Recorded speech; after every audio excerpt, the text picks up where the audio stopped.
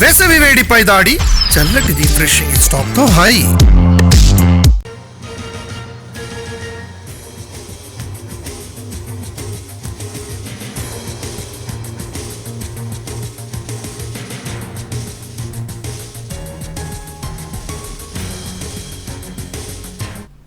ఇవాళ దేశవ్యాప్తంగా నీట్ పరీక్ష జరగనుంది. మధ్యాహ్నం 2 గంటల నుంచి సాయంత్రం 5 గంటల వరకు పరీక్ష ఉంటుంది. అయితే అభ్యర్థులు ఉదయం 11 గంటల నుంచి మధ్యాహ్నం 1:30 వరకు సెంటర్లలోకి వెళ్లేందుకు అనుమతి ఉంటుందని అధికారులు తెలిపారు.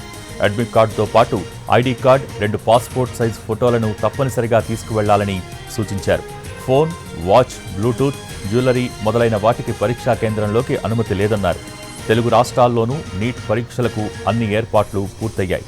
తెలంగాణలో 190 సెంటర్లు ఏర్పాటు చేయగా 72,507 మంది ఎగ్జామ్స్ రాయనున్నారు.